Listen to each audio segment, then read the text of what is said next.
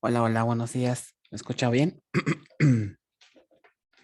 Buenos días, profe, ¿se escucha bien? Ok, perdón por la tardanza, pero aquí el Zoom me exigió que actualizara la versión. De otra manera no me dejaba entrar. Pues bueno, tuve que actualizar la versión y demás cosas. Pero bueno, ya estoy ya por acá. Vamos a continuar con la clase. Déjenme abro rápidamente el PDF. Vamos a ver ya PDF nuevo, que sería el tema 6 parte 2. Tema 6 parte 2. ¿Cómo les fue en su fiesta? Platíquenme. ¿Todo bien? ¿O estuvo fea la fiesta?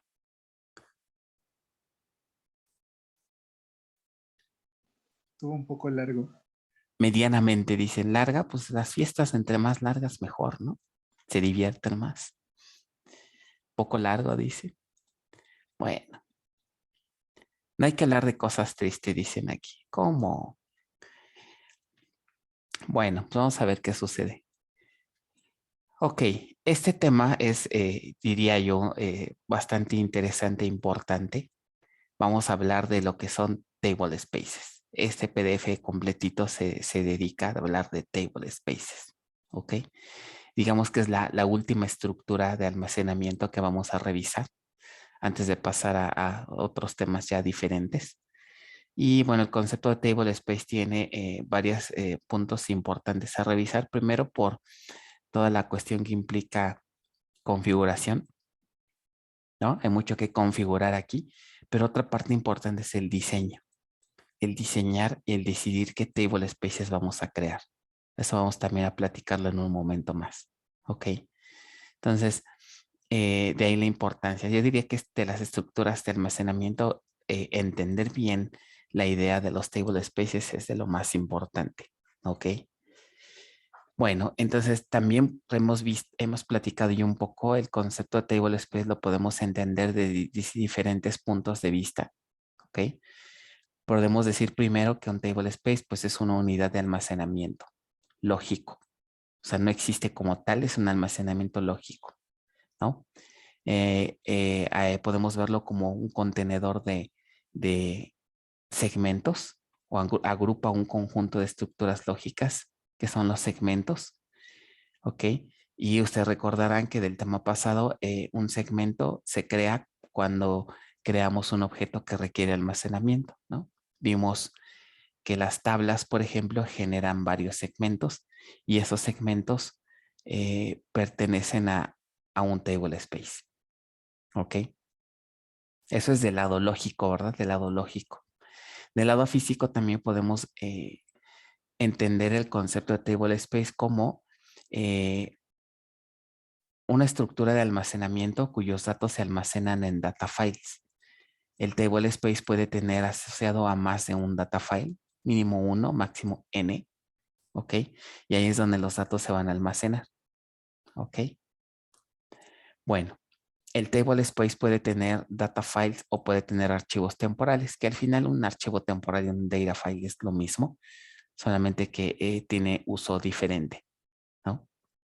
Entonces, la sintaxis para crear un table space puede ser así: create table space, create temporary table space o create un table space. Se fijan aquí, pues están los tres tipos de table space en cuanto a su contenido, ¿no? Un table space clásico, normal, que tiene datos normalmente del usuario final, o table space para datos temporales, o table space para datos undo, ¿ok?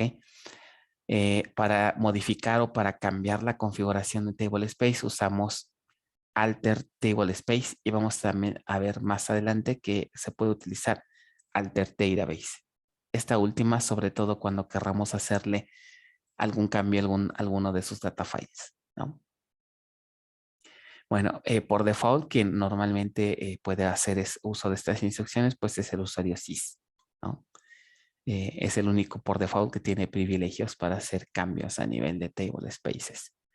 Bueno, por otro lado, viéndolo ya un poco a nivel de diseño, toda base de datos de manera obligatoria debe tener por lo menos estos dos table spaces. Recordarán que cuando crearon su instancia 2, crearon todos estos table spaces que ven aquí. En estricto sentido, solo System y Sysaux son los obligatorios. ¿Ok? Pero por buenas prácticas, por desempeño, se recomienda que se generen estos otros 3 table spaces. ¿Ok? Es decir, un table space para datos undo, un table space para datos temporales y n table spaces creados por el propio usuario. ¿Y quién me dice cuál es el único table space que se creó para el usuario cuando crearon su instancia 2? ¿Se acuerdan? ¿Quién es ese table space? Está System, Sysaux, segundo tem, está Users. Muy bien. Users, por default, cuando es una base, pues pequeñita para estar jugando con ella, con un table space que generemos, es suficiente, que se llama Users. Pero ya cuando hablamos de una base productiva, eso cambia por completo. Hay que crear muchos table spaces, por eso está aquí marcado como varios rectángulos, porque normalmente son n table spaces que se generan para implementar ya una base de datos productiva.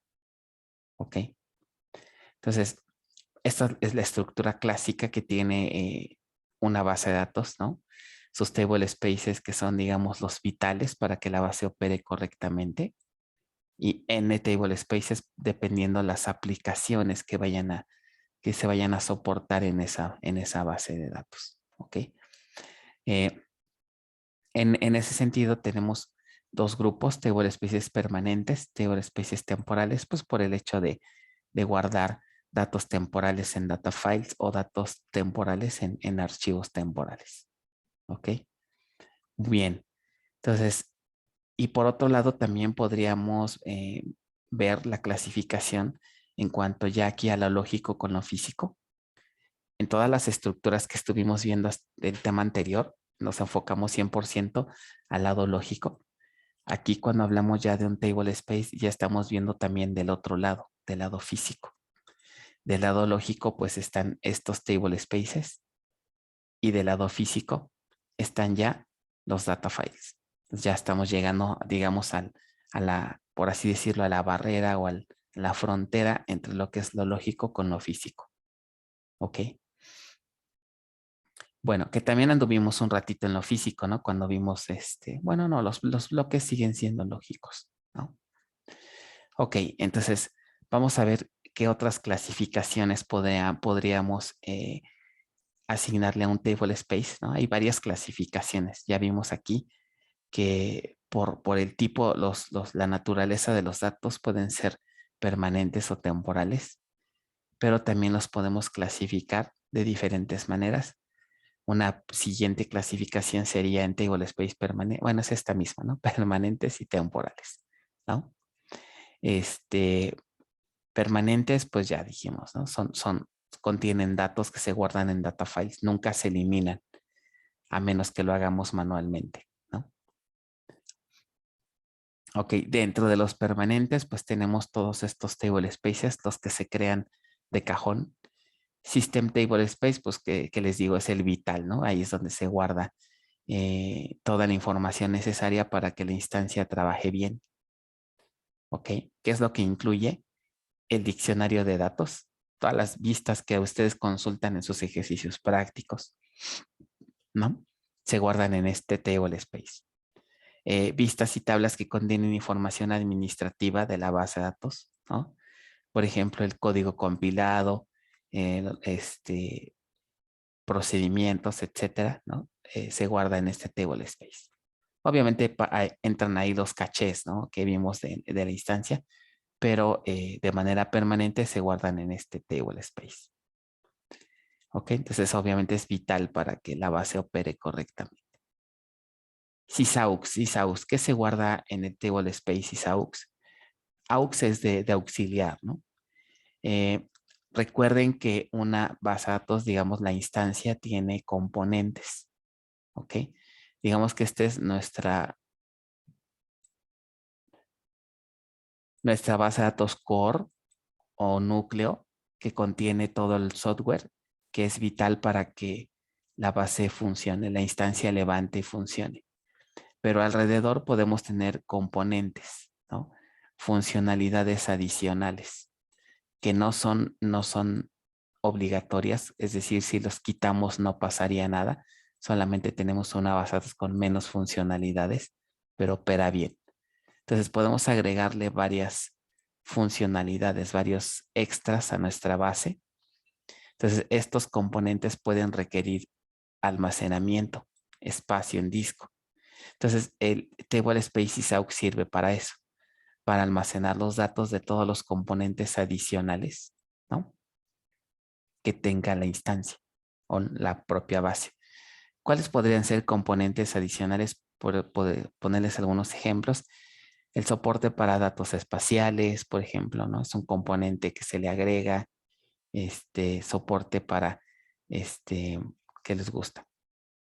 Manejo de, tal vez de documentos JSON, ¿no? Componentes que son externos, digamos, complementan a las funciones de la base de datos. Sus datos que pudieran requerirse almacenar se guardan aquí. ¿Ok? Entonces, también por eso es vital, es importante que estos dos, si alguna vez el data file, típicamente estos table spaces solamente trabajan con un data file, no requieren realmente de más. ¿Ok? Si este data file se nos llegara a dañar, aquí, si no tenemos un respaldo, pues ya nuestra base lamentablemente se va a morir. ¿Ok?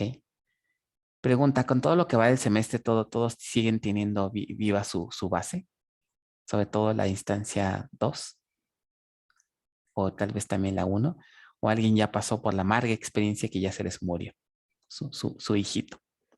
Todavía Sí. todavía viven, sí, ok. Bueno, aquí a partir de este tema hay que tener cuidado porque ya vamos a empezar a meterle todavía mano, ya digamos de una forma más agresiva a nuestra base de datos. Entonces va a aumentar el riesgo de que si no hacemos bien las cosas, ese hijito se puede morir. Entonces, por ejemplo, esta es una causa. Si el data file o los data files de estos dos table spaces se llegaran a fallar, llegaran a caer en una situación de error, que los archivos se llegaran a corromper, por ejemplo, la base se muere. ¿Por qué? Porque hasta ahorita no tenemos quién nos va a ayudar a evitar esa situación, un respaldo.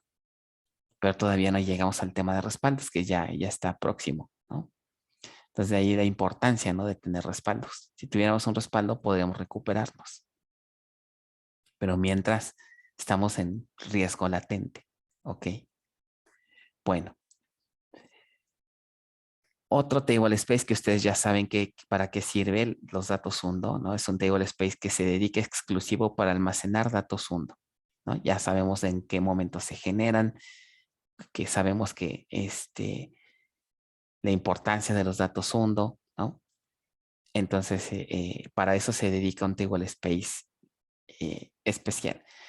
Tal vez se preguntarían, oye, ¿qué pasa si de repente hundo o el table space temporal no existe? Porque me dijiste que no necesariamente pueden existir. Si estos no llegaran a existir, hundo y temp, e inclusive el de los usuarios, pues obviamente los datos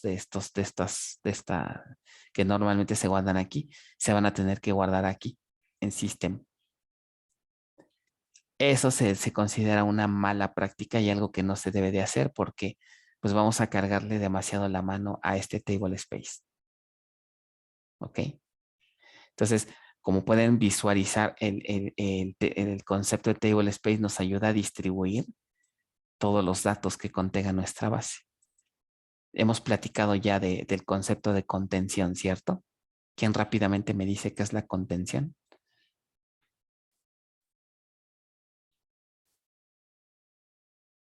Que hasta les hacía la analogía, ¿no? ¿Qué es lo que les pasa a ustedes a fin de semestre? Mayor carga de trabajo, ¿no? Pero ¿qué más? Que un componente recibe una carga de trabajo impresionante y entonces se genera contención. Le estamos pidiendo demasiado trabajo a un componente, en este caso a un table space. Imagínense que nada más tuviéramos a System y a Sysaux, todas las peticiones van a recaer sobre este table space, ¿no? Consultar datos de usuario, consultar datos temporales, consultar o almacenar datos hundo. Entonces el table space system se va a ver muy saturado. Entonces necesita dividir su trabajo y por eso es que se recomienda que existan más table spaces. ¿Ok? Bueno, entonces, ¿qué más? Para el caso de los table space temporales también ya hemos platicado para qué sirven. Básicamente para guardar datos que no son permanentes, que se requieren para tal vez hacer algún cálculo y temporalmente guardamos los resultados locales en el table space temporal. A nivel específico, podemos usar un table space, por ejemplo, para guardar resultados intermedios del ordenamiento de datos. Si nos piden, por ejemplo, hacer o mostrar datos ordenados, la base va a tener que hacer operaciones de ordenamiento. Pero si llegan a ser demasiados datos, puede requerir auxiliarse de el table space temporal para de manera temporal almacenar parte del ordenamiento que hizo y seguir trabajando con otros datos, ¿no? O sea, a nivel, el table space temporal es una especie, ¿se acuerdan que decíamos que es una especie de swap, como el swap del sistema operativo? Todos entendemos cuál es la función de la partición swap que ustedes agregaron en su Linux. ¿Quién me dice rápidamente? ¿Para qué sirve esa partición swap que agregaron cuando instalaron su sistema operativo?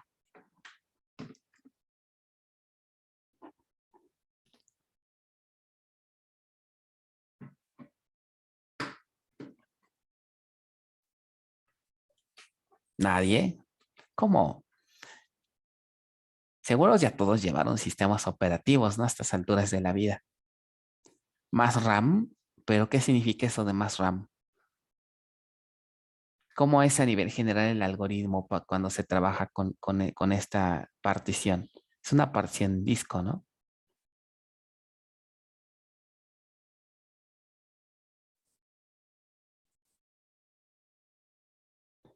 Dice aquí, Carlos, para bajar datos de la RAM a disco y poder desocupar en caso requerido. Muy bien. O sea, la RAM de nuestro sistema operativo no es infinita. Si se llega a saturar, digamos, si la RAM ya llega hasta por acá, y si hay más procesos que están solicitando RAM, entonces el sistema operativo que va a hacer va a tratar de temporalmente parte de la RAM de- del sistema que está usando, va a tratar de liberarla, pero como no la puede todavía descartar, entonces digamos la traslada a disco, ¿no? Muy probablemente va a guardar datos aquí que a lo mejor, o datos de aplicaciones que no se están usando frecuentemente. Imagínense que a lo mejor abrieron SQL Developer, ¿no? Abrieron SQL Developer que a lo mejor consume 1 GB de RAM, por ejemplo, ¿no? Pero ahí tenemos el SQL Developer abierto y a lo mejor pasan, no sé, una media hora y el developer ni lo usamos. Pero llegan otros procesos, otras tareas que se le solicitan al sistema operativo y ya no le alcanza la memoria. Entonces, como SQL Developer no se está usando, tiene un rato que no se usa, el sistema operativo puede decidir que la RAM que está usando o todos los datos que tengan en la RAM de ese programa se persisten en el swap para liberar. Si llegáramos a utilizar developer, pues se vuelve a hacer lo mismo, ¿no? La RAM de developer se saca del swap y se regresa a la RAM principal, ¿no? Entonces, de esa manera igualita en bases de datos, ¿no? Si la RAM que le agregamos a la instancia llega a ser insuficiente o simplemente la instancia puede decidir no usar la RAM de la SGA, ¿no? Para evitar que nos quedemos sin RAM, entonces puede auxiliarse de los cálculos que se estén haciendo en memoria, se pueden bajar a disco en el table space temporal para que no nos acabemos la RAM, ¿vale? Entonces, de aquí la importancia que, por ejemplo, la documentación de las bases de datos nos dicen que bajo ninguna circunstancia hagamos swap a nivel de sistema operativo derivado a una carga de trabajo de la base de datos, porque eso va a degradar terriblemente el desempeño. Porque la propia base tiene su propio swap, por así decirlo, tiene su propia área temporal. Entonces, por eso es que no deberíamos permitir que hubiera operaciones de swap, debido a que la base tiene bastante trabajo, ¿no? Digo, a nivel de sistema operativo. Bueno, entonces, para eso son los table spaces temporales. También se utiliza para guardar los datos de las tablas temporales e índices temporales. ¿Ok? Las tablas temporales es algo que se ve desde bases 1. ¿Alguien recuerda qué es una tabla temporal?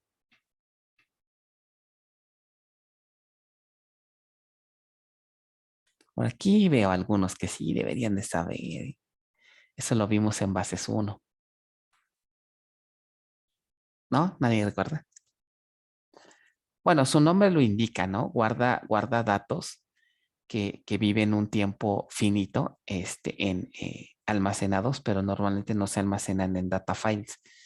Los datos de las temporales se almacenan justamente aquí, en el table space temporal, ¿no? Son temporales porque a la hora que hacemos commit, por ejemplo, esos datos se pierden.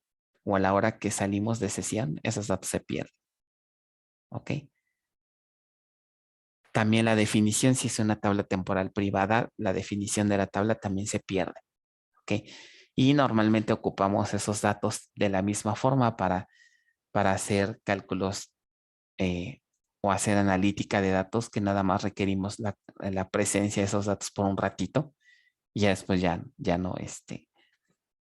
no los necesitamos, ¿no? Esos datos típicamente se obtienen de las mismas tablas, pero se suben a una temporal para facilitar el análisis, ¿no? Árboles B-tree temporales, cuando se construye un índice y es muy grande, también puede requerir de table space temporal para ir, digamos, generando el árbol e irlo almacenando temporalmente en el table space para no acabarnos la RAM. Y después se pasa, digamos, a almacenamiento permanente, ¿no? Entonces, básicamente es para lo que sirve un temporal. ¿Ok?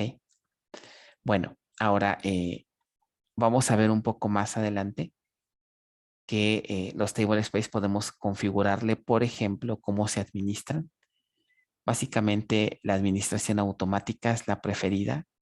Y la otra cosa que podemos configurar es que las extensiones de sus segmentos pueden ser uniformes o de tamaño uniforme o de tamaño variable. ¿Ok? Eso lo platicamos un poco más adelante. Las extensiones que vimos en el tema anterior, ¿no? Que se utilizan para los objetos. Cuando se crea una nueva, ¿ok? El manejador puede crearla siempre del mismo tamaño o dependiendo de qué tanta demanda de datos necesitemos, qué tanta demanda de extensiones se necesiten, el manejador puede decidir agrandar las extensiones más grandes.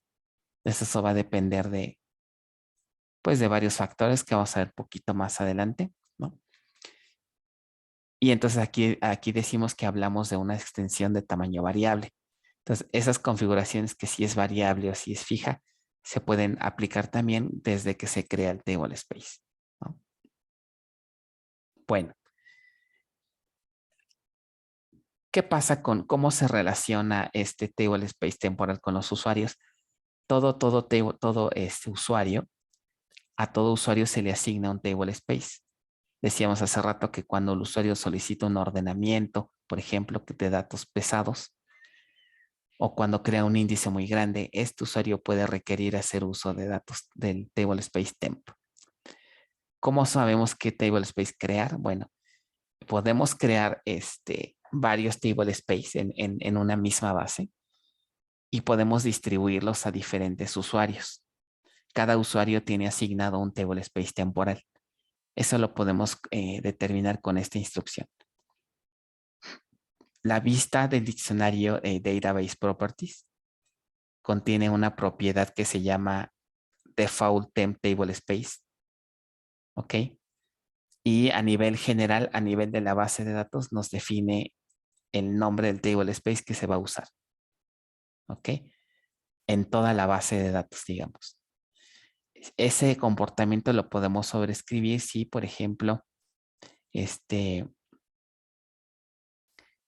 queremos cambiarlo, ¿no? Queremos asignar otro nuevo table space, entonces podemos utilizar esta instrucción de aquí abajo. Alter database default temporary table space y ponemos el nombre del table space. ¿Ok? Bueno, esta otra vista DBA temp free space también puede ser útil porque nos indica cómo se está utilizando el espacio. Por ejemplo, temp ts1 podemos ver el tamaño, su tamaño, cuánto mide ese table space, qué capacidad tiene más bien, qué tanto se está usando, qué tanto espacio tiene libre y si es compartido. ¿Ok? Bueno, realmente en realidad siempre se comparte.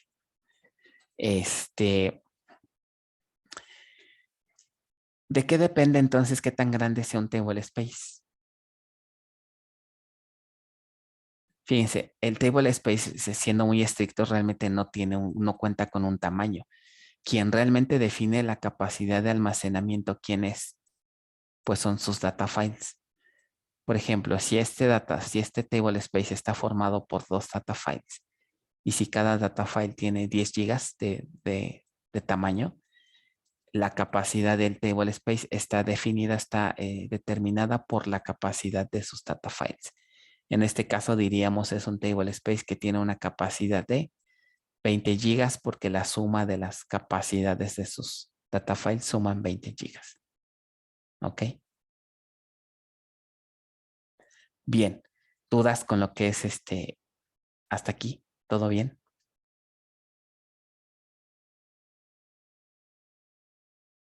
Bueno, entonces ya sabemos cómo crear table spaces temporales, ya sabemos para qué sirven. ¿Qué otra clasificación podríamos asignarle a los table spaces? Los modos de un table space. Ok. Un modo de un table space determina la forma en la que se acceden. Ok. En este sentido hablamos que podemos tener table spaces en modo read-write o podemos tener table spaces en modo online y offline. Entonces vamos a ver primero estos dos. Ok. Table spaces en modo read-write o en modo read-only, que creo que por su nombre ya sabemos qué significa, ¿no?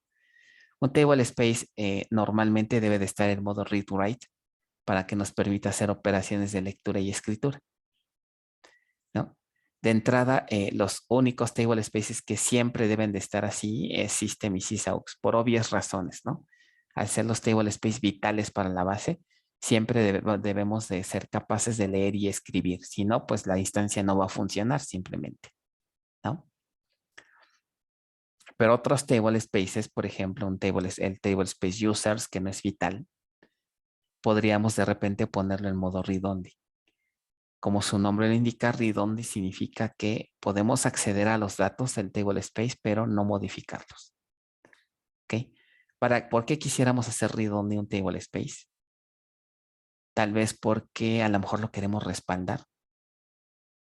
¿Ok? Queremos hacer una copia de ese table space, pero mientras se esté haciendo la copia, no queremos que nadie acceda o que nos modifique los datos, entonces lo podemos poner read-only, ¿no? Otra es cuando tenemos, por ejemplo, datos que están almacenados en dispositivos que solo son de lectura. Por ejemplo, puede ser un DVD inclusive, ¿no? Originalmente quemamos un DVD o grabamos un DVD con datos y ya una vez que esos datos están almacenados ahí, pues ya no se pueden modificar, ¿verdad? Es un dispositivo de solo de lectura. Entonces, bajo esa condición, se vale crear un table space de solo de lectura, en donde a la jornada, pues nada, vamos a estar consultando datos, no escribiendo. Ese sería otro escenario, ¿ok? Un table space read-only, una de las ventajas que tiene es que como sus datos no se van a modificar, pues tampoco va a requerir hacer un backup periódico, ¿ok? Fíjense que no hemos platicado mucho de backups, pero vale la pena aquí mencionarlo. Toda base de datos, por muy pequeña que sea, o una base productiva, por muy pequeña que sea, debe de tener una estrategia de generación de backups. Los backups se deben de estar generando de manera periódica. Ya se imaginarán por qué, ¿no? O sea, imagínense si de repente se nos llega a perder un data file y si no tenemos con un backup de ese data file, estamos en serios problemas, ¿no? Entonces, cualquier administrador de bases de datos, cualquier proyecto de base de datos debe tener sus respaldos. ¿Con qué frecuencia se van a generar? Ya van a depender de varios factores que platicaremos en su momento, ¿no? Entonces, pero bueno, regresando aquí al punto, el table space read only pues no entraría en esa política de backups, pues porque es de solo lectura. ¿Ok? Bueno.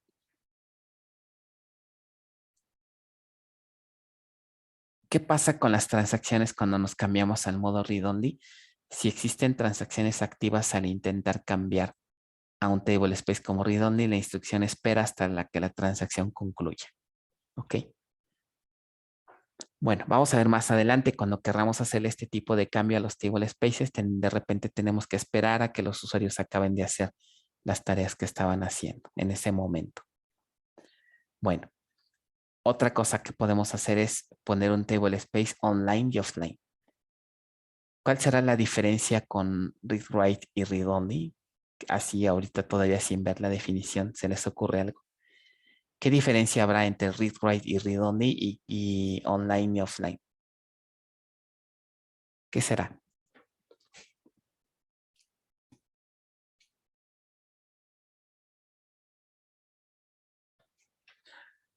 Ok, básicamente la diferencia entre read write, read only y online y offline es que por lo menos con read only podemos leer, pero cuando está offline ni siquiera podemos leer. O sea, de plano es sacar de línea a un table space, hacerlo inaccesible. Ni lecturas, ni escrituras, nada. Ok, no podemos hacer absolutamente nada. Eso es cuando el table space está offline. Ok. ¿Por qué quisiéramos poner un table space de plano apagarlo, de plano apagar el table space? Ok. Porque a lo mejor lo queremos migrar. Ok. O queremos hacerle alguna tarea de configuración, reconfigurarlo. Y obviamente no queremos ni siquiera que los datos que el usuario lea. ¿Ok? De la misma razón, los table spaces por su importancia, System y sysaux, pues nunca podrían estar offline, ¿no? Por obvias razones. ¿Ok? Por lo tanto, entonces si intentamos hacer cualquier operación, un select, un update, lo que sea, ¿ok? Y si esos datos que queremos acceder están en un table space offline, pues ni siquiera vamos a poder consultarlos. Vamos a recibir un error, que el table space no está online. ¿Ok? Bueno, en el caso de los datos hundos, sí que llegará a pasar si su table space está fuera de línea. Bueno, como está system, pues se va a auxiliar del table space system. Eso debería de ser nada más temporalmente mientras se resuelve o el table space se vuelve online. ¿Ok? Bueno, la manera de pasarlo online y offline también puede ser de forma automática o manual. ¿Por qué automática? ¿En qué momento, por ejemplo, la instancia decidiría de manera automática poner un table space offline? Normalmente eso va a ocurrir cuando detecte que o cuando ocurre algún problema. Por ejemplo, cuando algo le pasa a los data files y por lo tanto dbWriter no va a poder escribir en los data files, ¿no? Si dbWriter tiene problemas para escribir en data files, en ese momento el table space asociado a esos data files se pone como offline y ya nadie, los usuarios ya no van a poder acceder. Es una manera ahí de protección. ¿Ok? Bueno, adelante Raimundo, adelante. ¿La base de datos nos avisa o llega o sale algún log de que se cayó el tablespace. Sí, salen, acuérdense que en dónde se va a reportar cuando algo le duele a la base, con quién se va a quejar la base, o en dónde se manifiesta que algo le duele a la base. ¿Alguien recuerda? Se van a generar, ¿qué? Alertas. Y también se van a generar mensajes en dónde.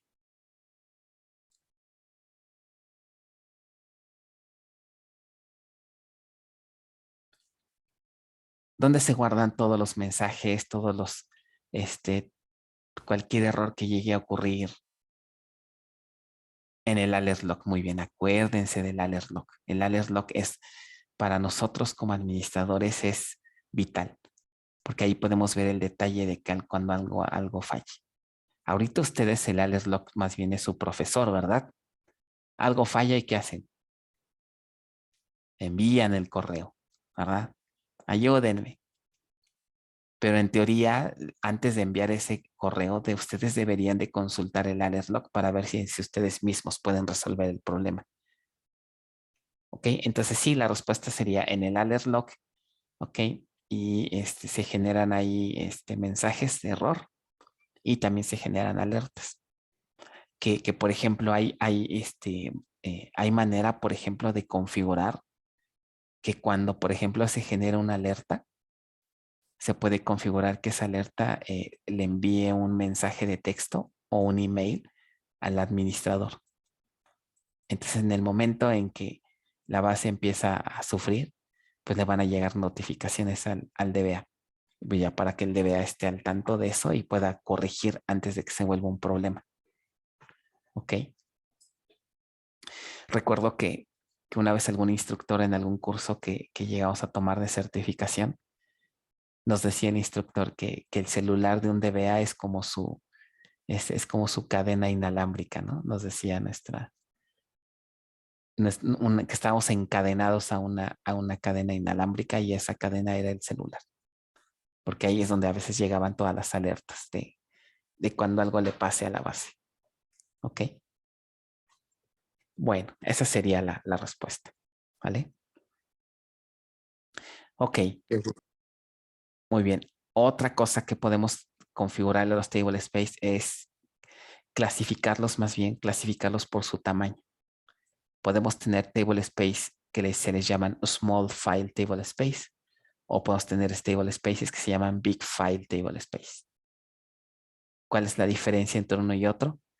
Small file table space son table spaces que está formado por uno o más data files, pero estos data files tienen un tamaño relativamente pequeño.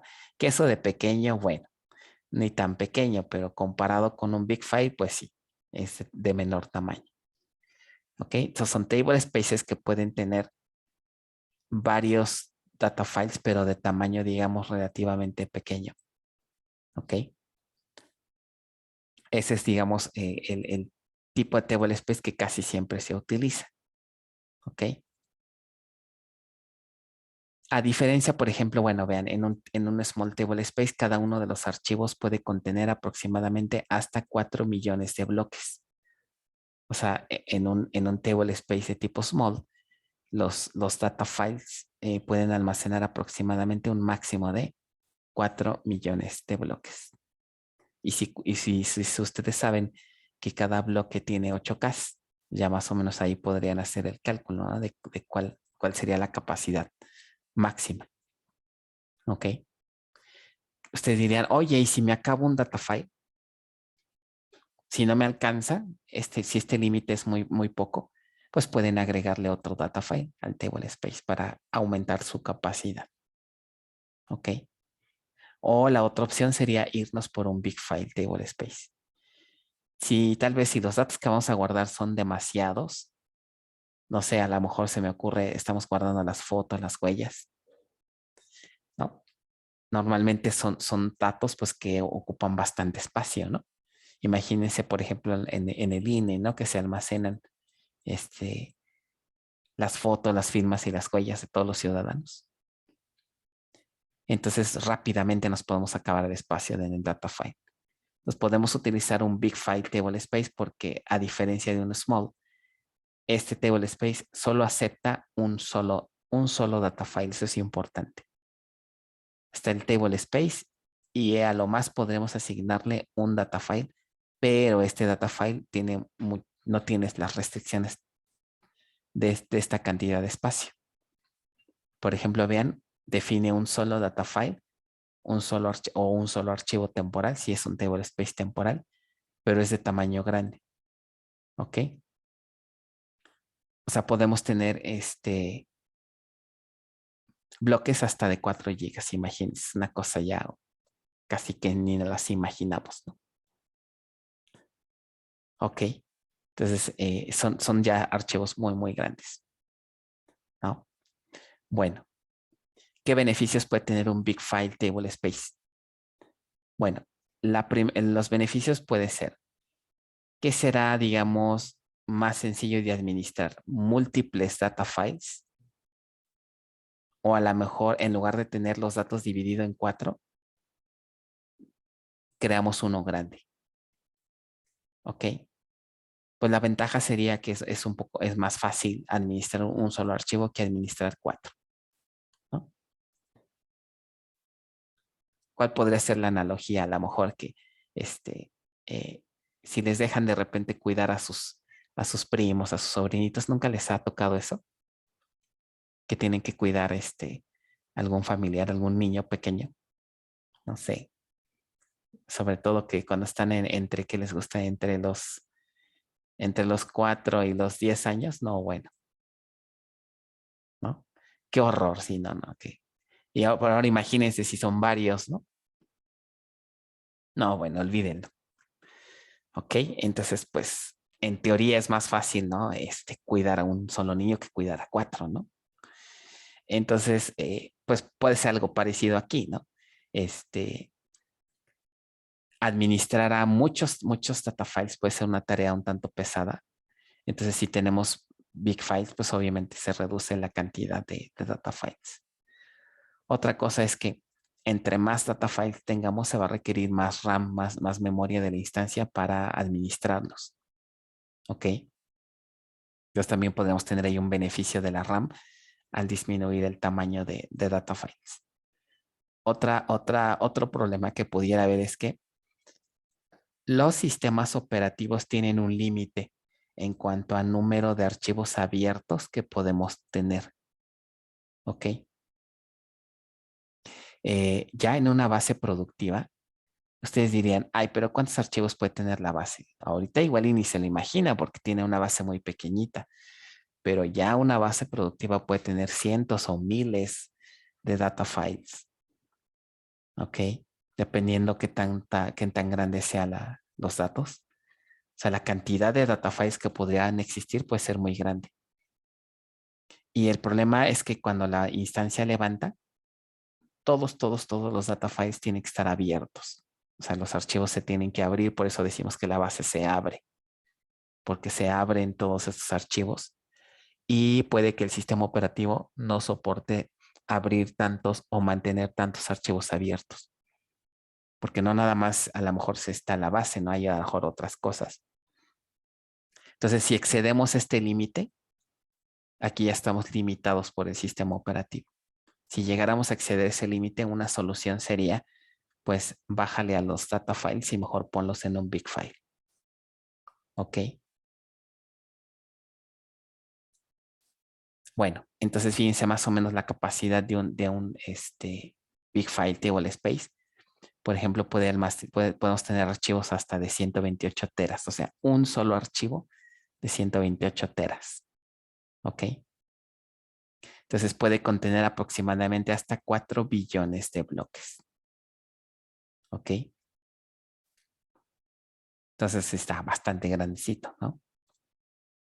Bueno, entonces básicamente esas son las dos.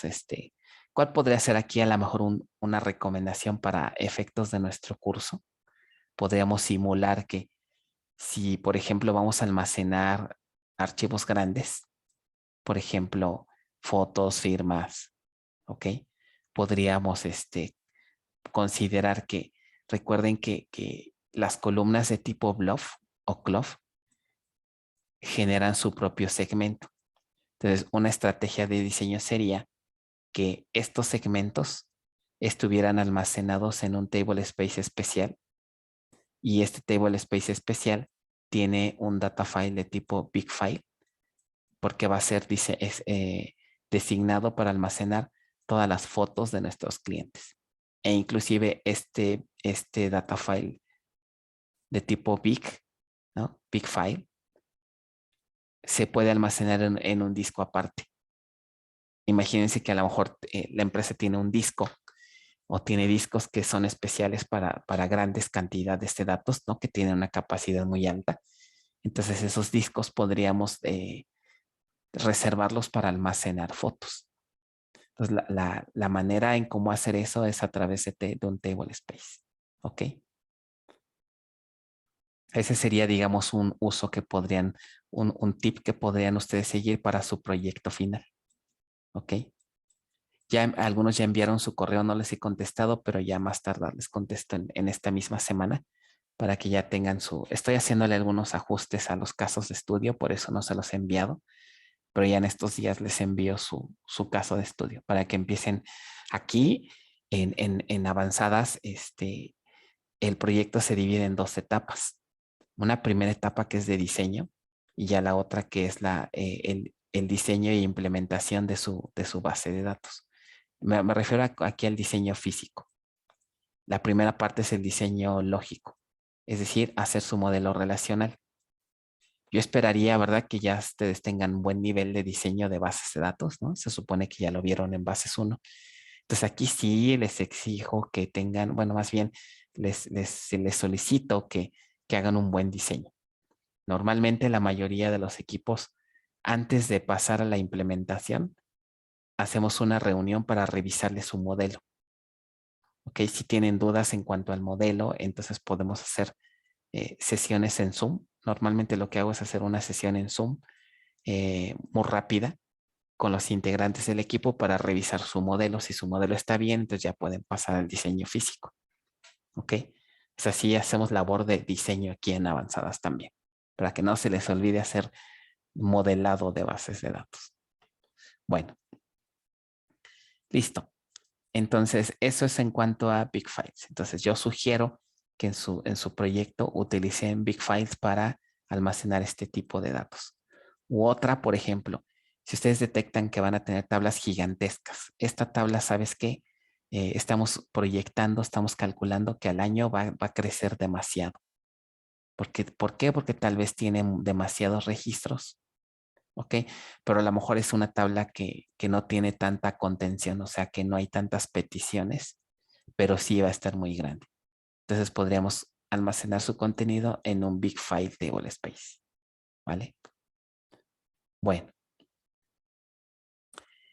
Entonces, hasta aquí sería más o menos las clasificaciones que puede tener un table space.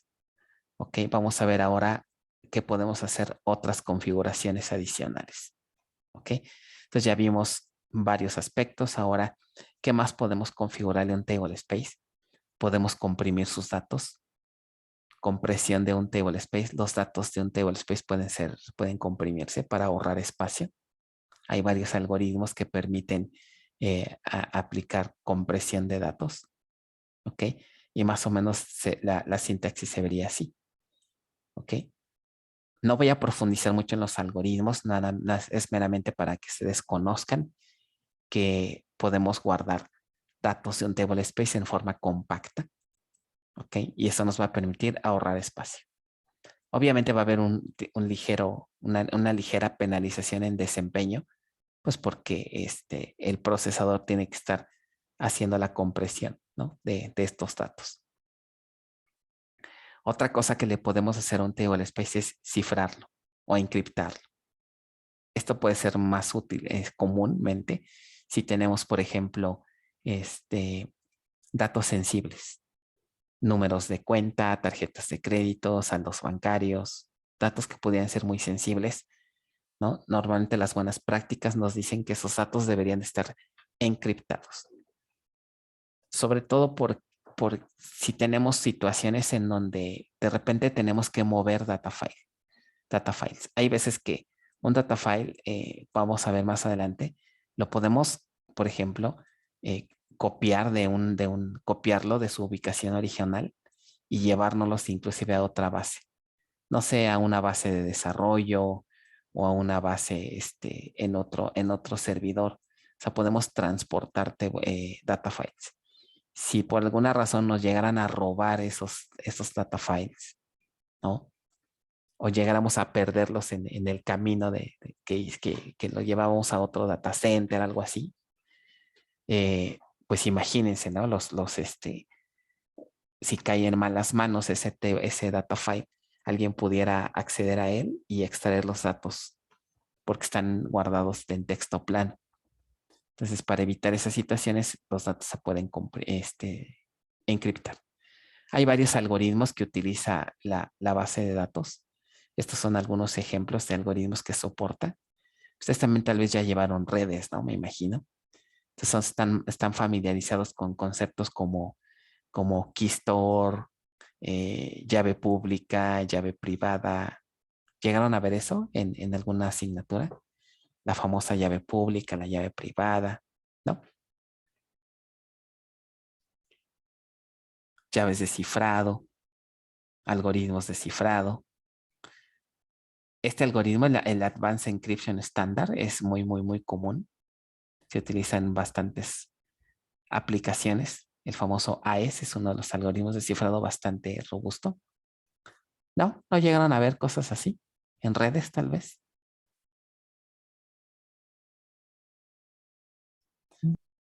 Yo lo estoy viendo en criptografía. Ok, en una asignatura. En redes no lo ven en sus dos materias de redes que dan en la facultad. Sí, ¿no? Yo supondría que por lo menos las bases, ¿o no? De plano.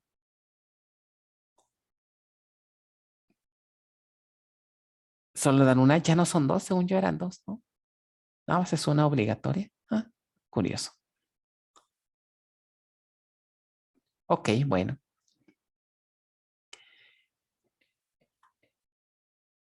De repente tener un curso o algo que tenga que ver con seguridad es bueno, ¿eh? Porque aplica a varias áreas. A veces pensamos que la seguridad nada más aplica a las redes, pero no. Esos conceptos se aplican también a nivel de sistema operativo y no se diga a nivel de base de datos también. Entonces, este podría ser otro plus que podrían darle a su proyecto. Detectar qué datos pudieran ser considerados como sensibles y pueden hacer cifrado de datos. El cifrado puede ser a nivel de table space o inclusive puede ser a nivel de tabla. ¿Ok? No tiene que ser todo el table space. Bueno, más o menos cómo se vería un ejemplo si yo quisiera cifrar o encriptar un table space. Así se vería más o menos la instrucción create table space. ¿Ok? Aquí tengo que poner la cláusula encryption y defino qué algoritmo vamos a usar. ¿Ok? Hay que hacer otras configuraciones para poder hacer encriptado. Por ejemplo, crear algo que le llaman una wallet, ¿no? Un wallet es, digamos, un área de almacenamiento donde se van a guardar las llaves de cifrado de manera segura. Ahí es donde se guardan las llaves de cifrado que se utilizan pues para descifrar y cifrar un dato. ¿Ok? Bueno, igual no voy a profundizar tanto en este tema porque pues el semestre no nos da. En el diplomado, por ejemplo, ahí sí vemos a detalle ejemplos de cifrado y etcétera, generación de wallets, etcétera. Pero bueno, aquí en este curso nada más lo mencionamos, ¿no? Por importante que sepan que existe y pues ya después es nada más profundizar en sintaxis y configuraciones, ¿no? Bueno, vamos a hablar ahora de lo que es la administración de los table spaces.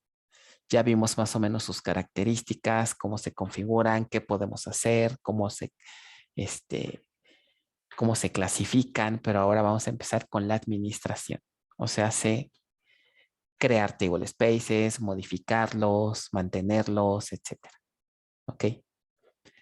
Antes de pasar ya con sintaxis y con ejemplos, ¿ok? Este es tema muy importante. El uso de múltiples table spaces en una base de datos. ¿Ok? Para mí es mucho más importante que entendamos bien cómo usarlos a que nos pongamos a hacer ejemplos de creación de table spaces, porque si no tenemos bien claro qué table spaces vamos a crear, pues ya lo demás sale sobrando, ¿no? Entonces, este tema habla de el uso de múltiples table spaces siempre nos va a dar beneficios, ¿ok? Entonces, aquí lo que tenemos que hacer nosotros es, cuando vamos a implementar una base de datos, lo primero que tenemos que pensar es cómo vamos a dividir los datos que va a contener, ¿ok? Decíamos que por default tenemos un solo table space, que es el table space users. Por aquí puede estar. Sería malísima práctica que si tenemos una base grande, guardemos todo en users, ¿ok? Vamos a tener bastantes problemas de desempeño y de contención. Imaginemos, no sé, que vamos a implementar una aplicación que les gusta. A lo mejor una aplicación de, no sé. Es más, la base de datos de la Facultad de Ingeniería, en donde vamos a tener aquí, pues, datos de alumnos, ¿no? Todo lo que necesiten los alumnos y a lo mejor los profesores, ¿ok? O en general el personal de la facultad, ¿ok? Vamos a suponer que vamos a dividir la base de datos de la facultad en estos rubros. Entonces, dependiendo qué tan grande sea la aplicación que vayamos a implementar, pues es pensar en cómo vamos a distribuir los datos, ¿ok? Siempre tengan eso en mente. Los datos que generen las aplicaciones deben de estar distribuidos, ¿ok? Porque si ustedes los ponen en un solo, imagínense en un solo disco, en un solo data file, ¿qué va a pasar? ¿No? Aparte de la contención, imagínense si este archivo se llega a dañar, que estamos en una alta probabilidad, porque imagínense de tanta escritura y de tanta lectura que va a tener ese archivo, pues va a llegar a un punto en el que puede caer en una situación de corrupción de datos. Y si se nos llegara a perder, a caer a dañar este archivo, pues toda la base se va a caer prácticamente, ¿no? ¿Qué es lo adecuado? Que una aplicación que se va a implementar en la base de datos se distribuya en varios table spaces. ¿Ok? Aquí la pregunta sería, ¿qué estrategia usamos o cuáles son las recomendaciones o cómo aprendemos a decidir cuántos table spaces vamos a crear? ¿Ok? Entonces, vamos a leer aquí primero los beneficios y ahorita planteamos un escenario. Entonces, primero, ¿qué beneficio tiene el que dividamos una base en varios table spaces? Flexibilidad primero. ¿Por qué? Porque podemos realizar diversas operaciones. Si modificamos un table space, los demás no se van a ver afectados, ¿no? Otra, permite separar los datos de los usuarios finales con datos del diccionario. Obviamente, al tener table spaces separados, pues no los mezclamos con los datos propios de la base, ¿no? De la instancia. Permite asignar los datos a diversas aplicaciones a su propio table space, evitando así la dependencia de un mismo table space para varias aplicaciones. Lo que les decía, si el table space compartido falla, todas las aplicaciones fallan. Una primera recomendación que se hace es que si en un mismo server, si en una misma instancia, vamos a utilizarla para implementar varias aplicaciones, supongamos que tenemos aplicaciones web, aplicación web 1, aplicación web 2. De entrada, se recomienda que cada aplicación defina su propio conjunto de table spaces. ¿Ok? Imaginemos que para el caso de la facultad vamos a crear un sitio web para alumnos y otro sitio web para el personal. Entonces, de entrada podríamos decir que vamos a tener dos grupos de table spaces. para los alumnos y para los profesores. Es decir, aquí entramos también en un concepto que le llama la modularización. O hablamos de módulos. ¿Ok? Una aplicación grande la podemos dividir en módulos. Y cada módulo puede tener su conjunto de table spaces. ¿Ok? De esta ahorita voy a regresar a platicar un poco para terminar de leer esto. ¿Ok? Otra, almacenar diferentes data files en diferentes table spaces y en diferentes discos tiene un gran beneficio. Es decir, mejora las operaciones de entrada y salida y reduce contención, ¿no? Es clásico que, por ejemplo, en una base ya real se tenga un conjunto de discos.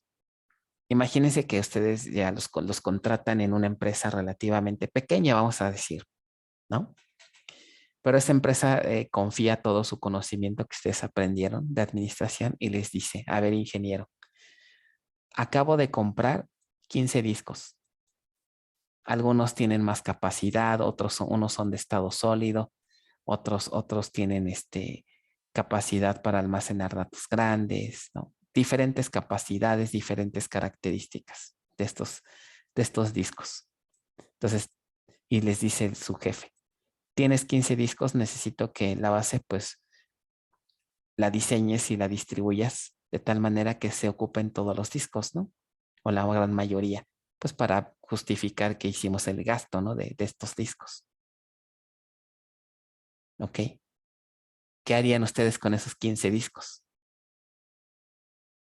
¿Ok? O van a terminar haciendo un user si ocupan uno y los otros 14 están libres, ¿no?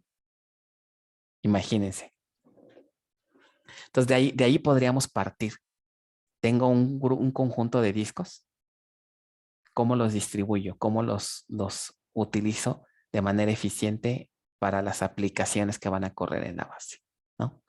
Entonces, piensen en esto cuando hagan su proyecto. No se limiten a pensar que tienen un disco. Los discos los podemos simular como si fueran carpetas en nuestra misma laptop, ¿no? Como puntos de montaje podríamos simular que un directorio es un punto de montaje y por lo tanto es un disco, ¿no?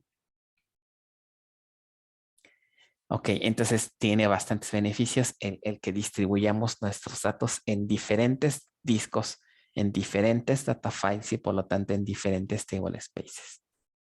Ok.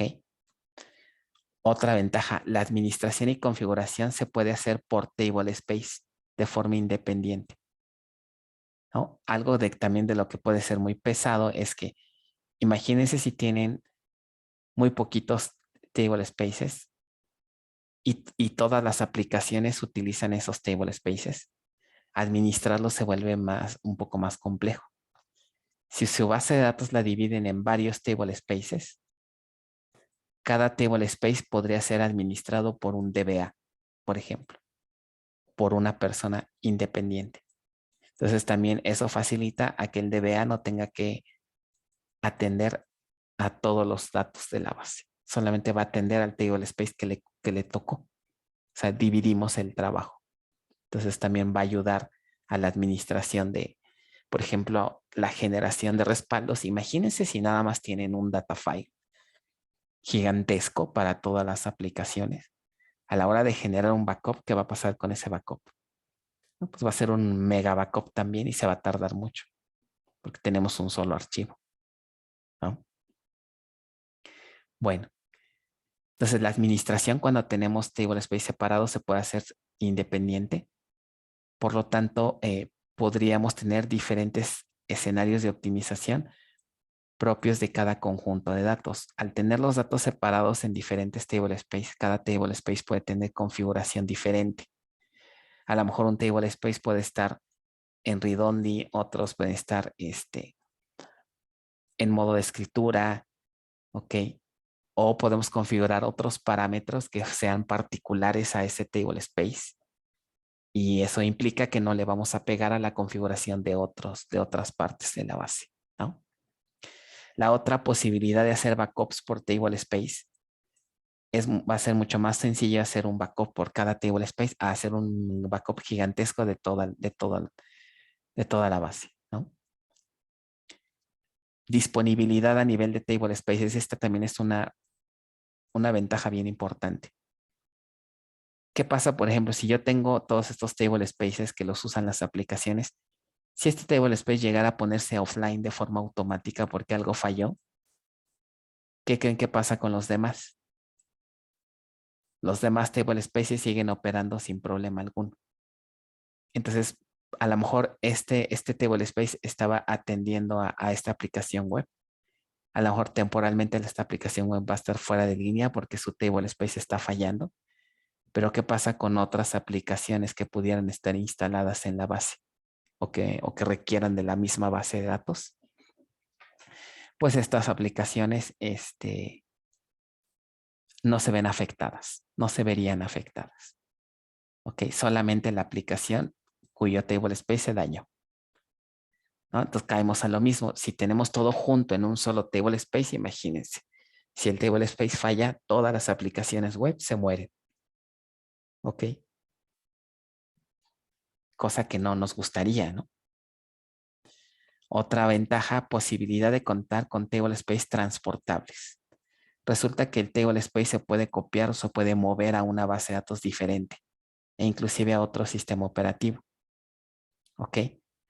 Imagínense que quieren hacer un export e import de su base de datos. ¿Qué harían ustedes ahorita? Les dice su jefe, a ver, ingeniero, quiero que me haga una copia de la base porque quiero montar una base en un servidor alterno que acabamos de comprar. ¿Qué harían?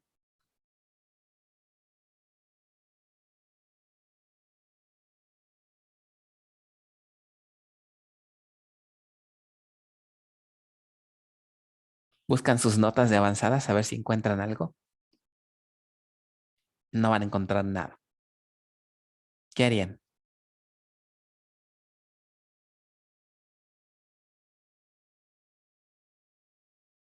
Hacer algo, lo que sea, no importa.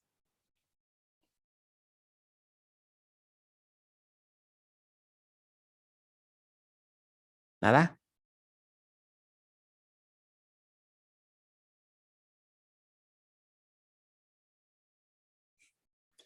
Copiar los data files. Pues de hecho, aunque parezca chistoso, pero sí. Tal cual así le ponen control C al data file, control V y se lo llevan a otro lado. ¿Ok? Entonces, esa es la forma más, y de hecho la forma más fácil y más rápida. Pero eso se puede siempre y cuando nuestros data files estén divididos bien, porque imagínense si nada más quieres migrar la aplicación web 1, pero si todo está junto, si todos los datos de la aplicación web 1, web 2, web 3 están en el mismo data file, pues vas a copiar todo, ¿no? Entonces ya no sería tan adecuado esa solución, porque te vas a copiar más datos de los que debes. Ah, pero ¿qué tal si tienes todo organizadito y todo dividido en table spaces? El contenido de un mismo table space, es decir, los data files de un table space, los puedes literal así, Control C, Control V y te los puedes llevar a otro nodo, a otro server. ¿Ok? La otra técnica sería hacerlo desde el punto de vista lógico, es decir, a través de SQL.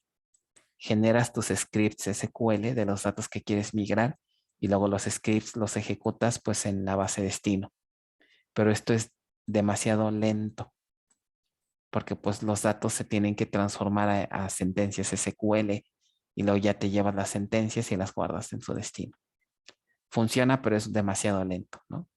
Mucho más rápido hacer la copia física, no la copia lógica con SQL. ¿Ok? Es otro beneficio de tener esa distribución. En cuanto a seguridad, a cada usuario se le puede asignar una cuota diferente y por lo tanto podemos proteger el table space por separado. ¿Ok? Esa es otra ventaja. Si tenemos múltiples table spaces, en cada table space podemos aplicar diferentes políticas de acceso. Restringir a ciertos usuarios, a lo mejor tenemos un table space especial porque ahí estamos guardando los datos más sensibles de nuestros clientes. No sé, sus saldos de sus cuentas, sus movimientos bancarios, A lo mejor están en un table space que está cifrado, pero ahí nada más guardamos los datos más sensibles. Entonces dividimos esos datos en un table space. ¿Vale? Entonces son, como pueden ver, diversos beneficios que puede tener el uso de un table space. ¿Ok? De tener una distribución correcta.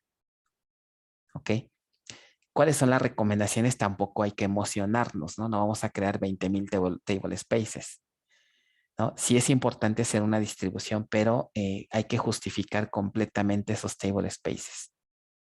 Se van a crear solo los table spaces que realmente se necesiten. Tampoco exagerar. ¿Ok? Esto se decide, ¿cómo se decide cuántos y qué table spaces crear? Considerando varios aspectos, aspectos que vienen desde el diseño de la aplicación y de los requerimientos que pudieran tener su proyecto. ¿Ok? Asignar el número mínimo posible de data files al table space, esto también es importante. Recuerden que entre más data files implica más recursos, más RAM de la instancia y de repente puede ser latoso tener que administrar tantos archivos. ¿Ok? Con 1 o 2 data files que pudiera tener el table space pudiera ser bien, estar bien, ¿no? Salvo el tamaño que se espera en la tabla, ¿no? Si se requiere agrandar la capacidad de almacenamiento de un table space, se tienen las siguientes opciones. Agregar más data files al table space o configurar una cláusula que se llama auto-extend.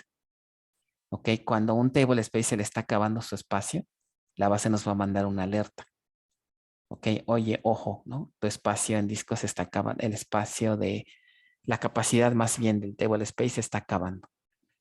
¿Cómo lo agrando? ¿Cómo hago que crezca un table space? Con estas dos técnicas. O le puedo agregar un nuevo data file o los data files existentes puedo hacerlos auto extendibles, o sea que crezcan de manera dinámica. Algo así como los discos de las máquinas virtuales, ¿no? Que se van ajustando conforme vamos generando datos. ¿Ok? Bueno, vamos a platicar entonces, antes de empezar ya a pasar, la asignación de las cuotas, eso ya lo conocen ustedes. El tener varios table space me permite, como les decía hace rato, que a cada usuario puedo configurarle exactamente cuánto espacio le voy a permitir usar. Entonces me permite controlar cómo se está gastando el espacio en toda nuestra base si tengo una buena distribución. Ok. Bueno, entonces voy a regresar a este diagramita porque por la importancia. Y de aquí pongan atención porque de aquí es donde van a tomar las ideas para su proyecto final, ¿no? Entonces, lo primero que tenemos que pensar para hacer nuestro diseño de distribución de table spaces es pensar qué aplicaciones van a correr en nuestra base de datos. Una primera técnica es que si vamos a instalar varias aplicaciones, la aplicación 1 y la aplicación 2, de aquí de entrada, les diría que cada aplicación debe tener sus propios table spaces. ¿Ok? Eso es de entrada. Porque inclusive para cada aplicación se van a crear usuarios, ¿no? Los usuarios de cada aplicación. ¿Ok? Entonces de entrada tendríamos que hacer un diseño de table spaces por aplicación. No voy a profundizar mucho en esta parte porque para efectos del curso no vamos a implementar varias aplicaciones. Ustedes tienen un solo caso de estudio. ¿Ok? Tienen un solo caso de estudio, entonces vamos a suponer que en nuestra base va a existir nada más una aplicación, que es el caso de estudio que se les está asignando. Entonces vamos a enfocarnos a este esquema. Una sola aplicación. Ahora, esta aplicación, ¿cómo podría distribuir sus datos empleando múltiples table spaces?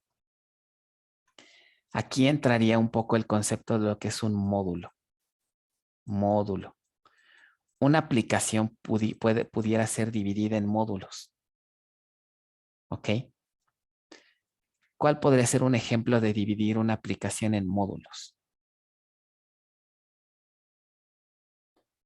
Supongamos que vamos a implementar la aplicación de la Facultad de Ingeniería, en donde vamos a guardar la cuestión, todo lo que tenga que ver con los alumnos, ¿no?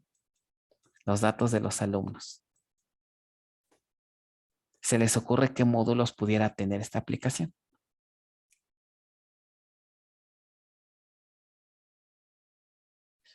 O sea, ¿a qué me refiero con los alumnos? Todo lo que es el sistema de inscripciones, almacenar el historial académico, todo lo referente a los datos que requieran los alumnos durante su estancia en la facultad.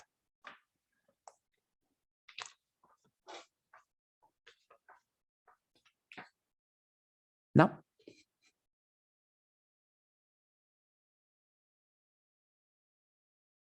Un módulo sería eso, las calificaciones puede ser, o sea, fíjense bien. Una manera de empezar a identificar módulos es la siguiente. Nosotros sabemos que tenemos que realizar una aplicación. Entonces, un primer aproximamiento es, voy a hacer el diseño de nuestra base de datos, vamos a hacer nuestro diseño. Eso implica generar un modelo relacional. Aquí yo estoy asumiendo que ustedes son expertos, ¿verdad? En generar ya modelos relacionales bien hechos. Entonces van a generar un modelo relacional que se va a ver más o menos así, ¿no? Todas sus tablas, ¿no? Su aplicación en general, van a empezar a diseñar su modelo y obviamente van a tener varias tablas. Y obviamente van a estar relacionadas entre sí, ¿no? A lo mejor está con esta, a lo mejor está así más o menos y estas están así, ¿no? A lo mejor están de esta manera. ¿Ok? Entonces, tienen un diseño global. Este diseño les puede ayudar a identificar módulos, por ejemplo. Normalmente los módulos se identifican porque podemos agrupar a un conjunto de tablas. ¿Ok? Lo voy a poner de esta manera. Podemos tal vez agrupar un conjunto de entidades que tienen funcionalidad similar. Si fijan aquí, la mayoría de estas tablas están relacionadas entre sí y solamente unas cuantas relaciones son compartidas entre estos módulos. Podríamos tener aquí el módulo 1 y el módulo 2. ¿Ok? Por ejemplo, si esto lo llevamos a la aplicación de la facultad, a lo mejor podríamos pensar que todas estas tablas se utilizan para todo lo que es el proceso de inscripciones, ¿no? Todas las tablas que nos ayudan a ver en qué grupos se encuentran los alumnos, con qué profesores están cursando sus materias, ¿ok? Cuál es la situación actual del alumno, que si se dio de baja, que si está activo, inactivo, etcétera. Y esta otra parte a lo mejor la vamos a usar para, pues tal vez los profesores, ¿no? Los datos de los profesores, los datos de sus contratos, eh, las asignaturas que imparte un profesor, ¿no? Los estímulos de un profesor, etcétera. Entonces podríamos pensar, vamos a crear un módulo de administración de los profesores y otro módulo donde administremos los datos de los alumnos, a lo mejor incluido su historial, por aquí va a estar su historial, ¿ok? Entonces, ¿se fijan? Y estamos identificando áreas funcionales, ¿no? Que pudieran ser modeladas de una forma más o menos independiente. De repente va a haber dependencias, pero deben ser las menos, ¿ok? Otro ejemplo, no sé, en un sistema ¿qué les gusta? En una tienda online. En una tienda online donde tenemos órdenes de compra, registro de clientes. A lo mejor podríamos definir un módulo de clientes en donde solamente vamos a tener las tablas que tengan que ver con el registro de clientes, a lo mejor sus tarjetas de crédito, ¿no? A lo mejor los datos de sus direcciones de entrega, donde le vamos a enviar sus paquetes, ¿no? El perfil del cliente, ¿no? Entonces, toda esta información la podemos agregar o juntar en un modulito no tan grande que se llama el módulo de clientes. ¿Ok? Otro modulito que podría ser las órdenes de compra. Ah, ¿sabes qué? Tenemos un conjunto de entidades que donde se guardan las órdenes de compra. La propia orden de compra, el detalle de la orden, ¿no? Cuántos productos tiene cada orden, a lo mejor datos del paquete de entrega, ¿no? El paquete de entrega que se generó, que se envía al cliente, ¿no? Tenemos a lo mejor aquí, a lo mejor los, qué sé yo, los repartidores de estos paquetes, ¿no?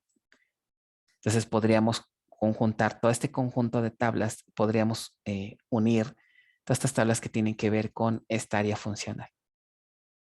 Por acá va a haber otra, a lo mejor que todo es el inventario de los productos, ¿no? Aquí tenemos todas las tablas de los productos que vendemos, las existencias, los proveedores, ¿no?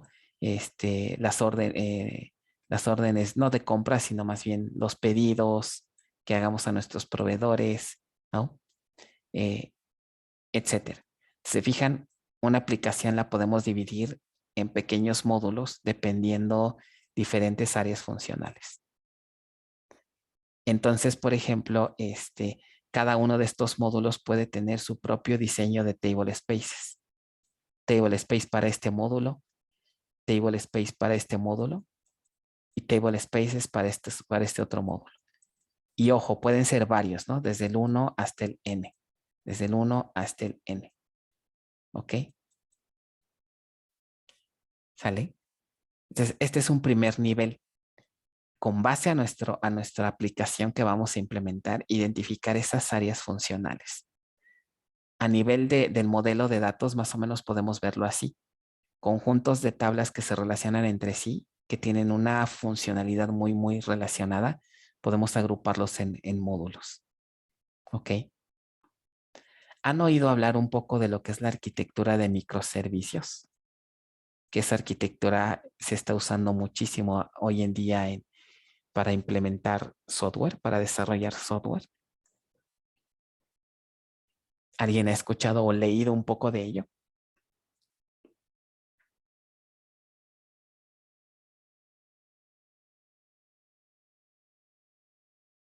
¿No? Ok, dice Eric que sí. ¿Qué han escuchado? ¿Quién me platica?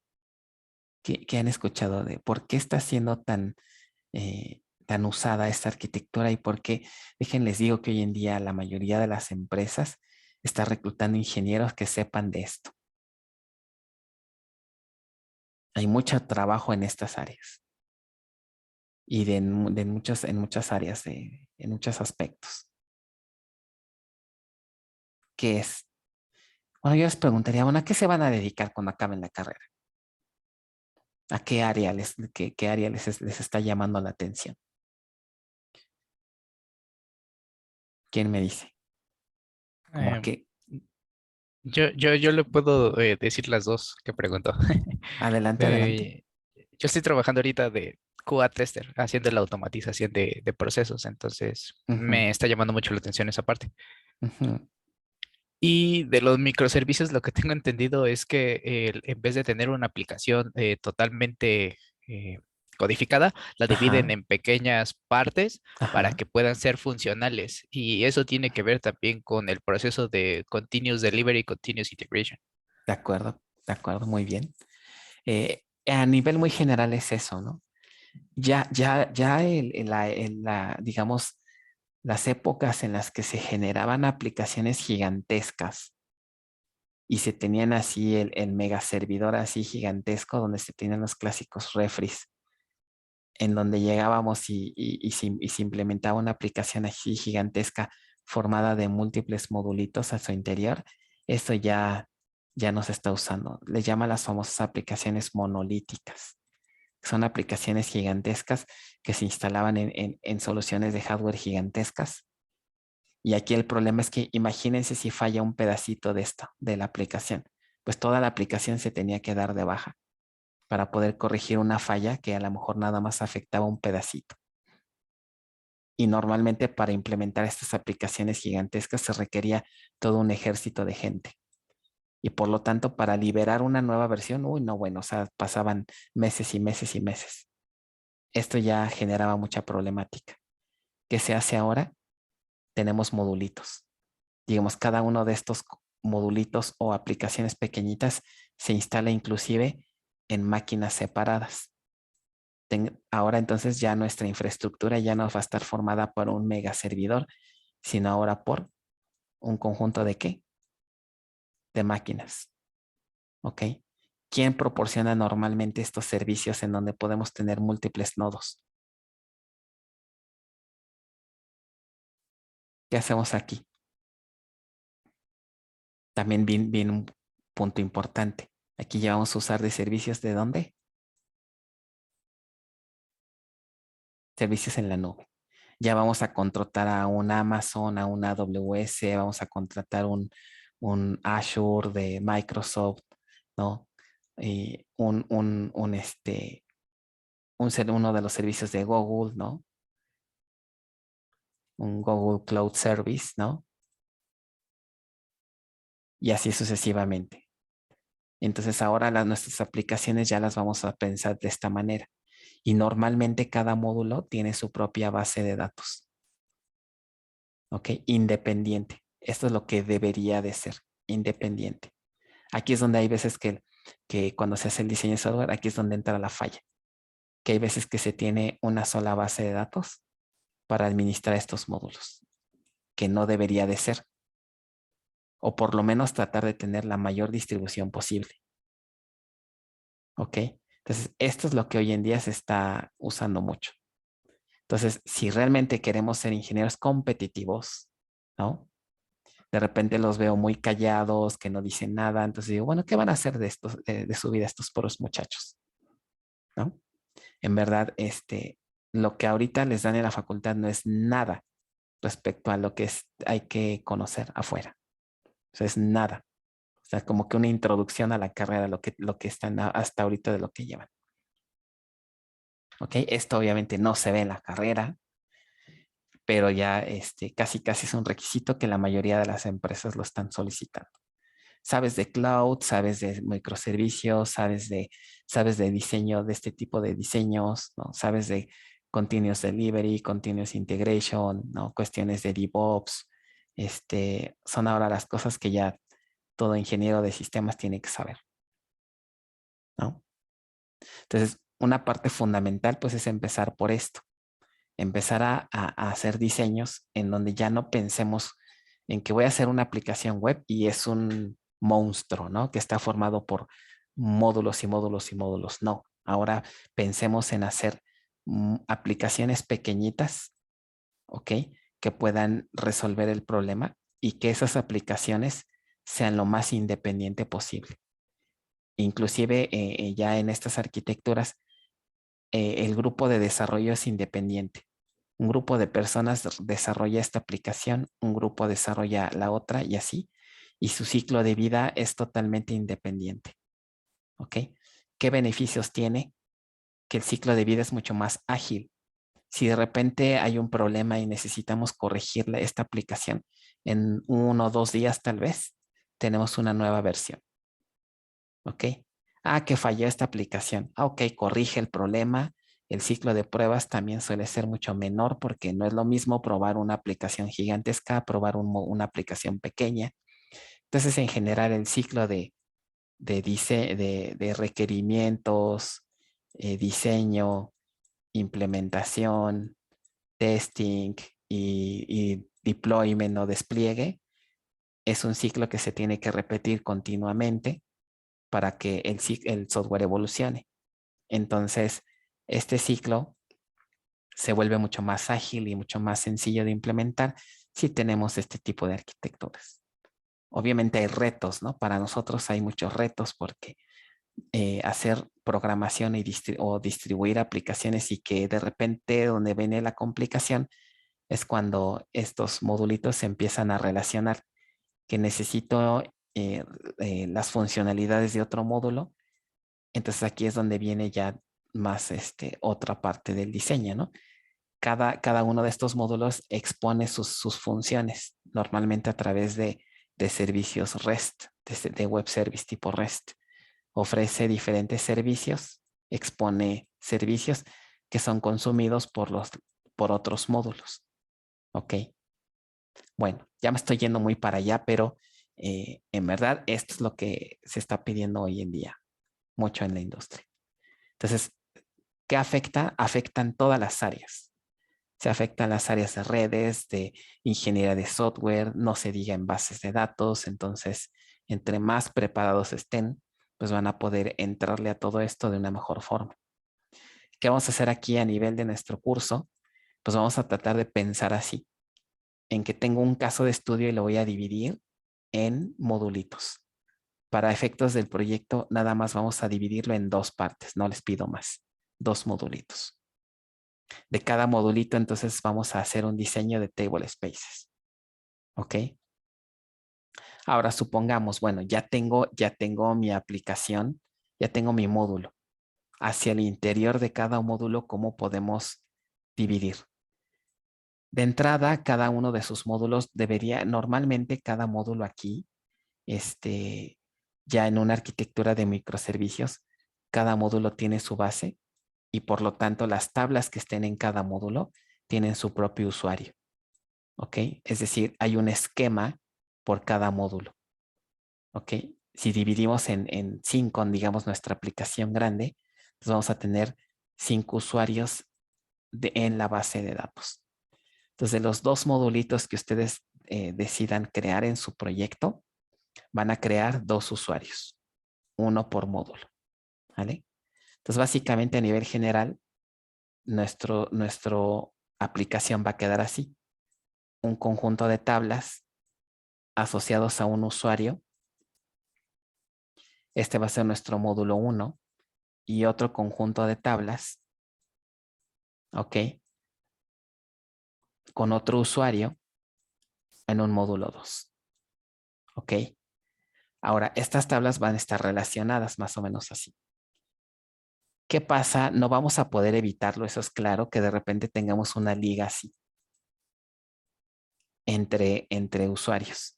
¿Qué creen que tendríamos que hacer aquí? Si tenemos una foránea, por ejemplo, que está en un módulo y la tabla padre está en el otro módulo. Eso forzosamente va a ocurrir. Lo que tenemos que hacer primero es tratar de que esa división no genere tantas ligas compartidas, porque si tenemos un diseño en donde hay un montón de foráneas entre módulos, entonces estamos haciendo una división incorrecta de módulos. No estamos dividiendo como debe. ¿Ok? Aquí, en lo que se hace normalmente en la práctica es que a veces estas llaves foráneas se quitan para no tener dependencias entre módulos, porque acabamos de decir, aquí vamos a tener table spaces, acá vamos a tener table spaces. Si los table spaces de esta aplicación se caen y si tenemos una llave foránea aquí, pues vamos a pegarle por lo menos a esta tabla. Pues vamos, porque estamos aquí estableciendo dependencias entre módulos. En la práctica esto no debería de ser, debería de eliminarse este constraint y manejar la referencia con software. ¿Ok? Es lo que a veces se hace en la práctica. Para nuestro curso podemos vivir con ellas. O sea, vamos a irnos por el lado más restrictivo en donde vamos a dejar que haya estas foráneas. Entonces, sí existe la manera de que la tabla padre esté del lado de un usuario y la hija esté en una tabla ubicada en otro esquema. Se puede establecer una relación así. Pero hago la aclaración, esto va a ser para propósitos de nuestro curso. En la práctica, normalmente esta llave foránea debería de quitarse para que las bases de cada módulo sean totalmente independientes. ¿Hasta aquí se va entendiendo la idea?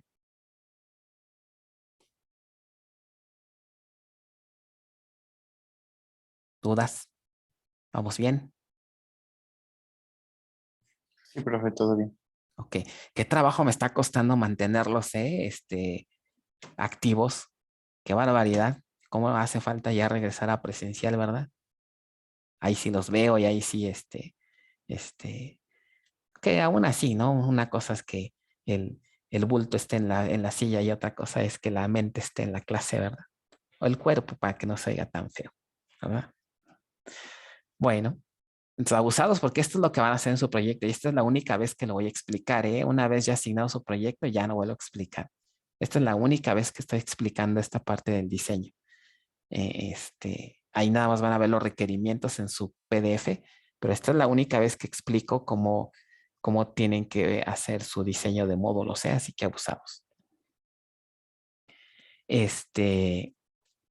Dice aquí Luis, dice, ¿y qué se hace después de que se quita la foránea? Lo que pasa es que si la quitamos podríamos tener problemas de referencia, ¿no? Problemas de referencia. Si la quitamos, pues perfectamente podríamos insertar registros en la tabla hija que no existan en la padre. Entonces, si queremos garantizar esa referencia, se hace vía software. O sea, las aplicaciones son las que se encargan de validar que todo sea consistente. ¿Ok? Se lo delegamos al software. O hay veces que las aplicaciones pues dejan ese riesgo así. Si las aplicaciones están bien programadas y bien hechas, no tendría por qué haber un problema de inconsistencia. O sea, confiamos en que las aplicaciones estén bien. Y omitimos esa foránea para darle beneficio a tener módulos independientes. Como pueden ver, no se puede tener todo en la vida, ¿verdad? Queremos distribuir, queremos tener módulos así bien separaditos y bonitos, independientes. Sí, pero como todo hay un costo. Y este es uno de ellos, que podríamos sacrificar de repente la referencia que nos ofrecen las bases relacionales. Dependiendo qué tan delicado sea esa inconsistencia, se toma la decisión si hacer la foránea así. Y esto asumiendo que los módulos están, que las tablas están en la misma base de datos o en el mismo server por lo menos. Si tuviéramos esto en nodos distintos, olvídalo. Es lo que se ve en distribuidas, ¿no? En distribuidas, si de plano sí nos llevamos los datos a un server distinto, ahí sí, aunque quieras, no vas a poder implementar la foránea. Que no existen llaves foráneas distribuidas. ¿Ok? Entonces se controla vía software para cuidar la integridad o simplemente se deja así, ¿no? Y dependiendo qué tan riesgoso sea que de repente haya una inconsistencia. ¿Vale? Bueno, ya que estamos al interior, o sea, imaginen, ya tenemos esto, ya tengo mis usuarios, ya tengo mis tablas en cada módulo, que es lo primero que van a hacer en su primera revisión de su proyecto. Así me van a decir, este es mi modelo global y estos son mis módulos que propongo. Y ya ahí yo les puedo dar feedback en cuanto, no, mira, está bien, está mal. Entonces, empiecen por esa parte. Número 1, hacer un modelo global con todas sus tablas. Número 2, una vez que tengan su modelo ya hecho, obsérvenlo, estudienlo y vean más o menos cómo pudieran hacer la división en 2 módulos. Identifiquen qué llaves foráneas van a quedar compartidas, que deben de ser las menos, ¿ok?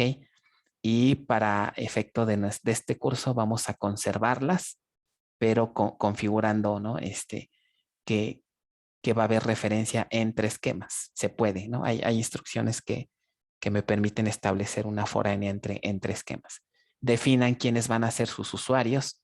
Este va a ser mi usuario de órdenes de compra, este va a ser mi usuario de ventas, dependiendo del caso de estudio. Bueno, siguiente paso. Ya tengo mis módulos. Ahora viene la siguiente pregunta. ¿Cuántos table spaces voy a crear por módulo? ¿Ok? ¿Qué consideraciones tienen que hacer aquí? Bueno, primera consideración que tienen que recordar es que cuando ustedes crean tablas, acuérdense que una tabla que puede generar, una tabla puede generar ¿qué? Varios ¿qué? Varios ¿qué? Segmentos. Segmento 1, segmento 2, segmento 3. Este es una guía importante para decidir cómo van a distribuir estos segmentos. Y así, su módulo va a tener otra tabla, la tabla 2, y también esta tabla va a tener segmentos. Segmento 1, segmento 2, segmento 3. Ustedes tienen toda la libertad de decidir cómo van a distribuir estos segmentos en table spaces. ¿Cuáles son las estrategias? Por ejemplo, hay bases de datos que deciden, recuerden que todos los índices todos los índices generan segmentos. Entonces, bases de datos grandes pueden separar todos los segmentos que son de índices en un table space, que es exclusivo para generación de índices. Eso nos puede ayudar porque a la hora que hagamos consultas, cuando el manejador requiera leer el índice, pues se va a utilizar un segmento diferente, un table space distinto. ¿Ok? Y por lo tanto va a reducir la contención que pudiera haber donde están los datos finales. Ahora otra cosa. Si van a crear, por ejemplo, 3 table spaces, table space 1, table space 2 y table space 3, ¿qué sería lo más recomendable a nivel físico?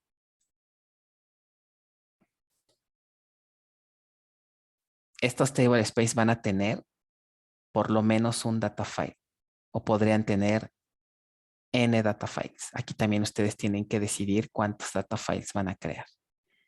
Y estos data files, ¿dónde deberían de estar almacenados? Supongamos que deciden que tienen un data file. Y este table space va a tener 2. ¿Dónde deberían de estar almacenados estos data files para que realmente toda esta configuración valga la pena? En distintos discos. De repente he revisado proyectos que tienen bien bonito su diseño y donde fallan terriblemente, que todos los data files los ponen en el mismo disco. Aquí deberían de tener disco 1, disco 2, disco 3, disco 4. ¿Ok? ¿Para qué? Pues para evitar contención. Imagínense, de nada sirve que tengan varios table spaces si todos los discos, si todos los data files de esos table spaces van a dar al mismo disco. Pues no tiene sentido. ¿Ok? Entonces, ese es un punto importante. Aquí el detalle es, bueno, ¿cuántos table spaces? Una opción sería, puedo crear un table space para guardar mis índices.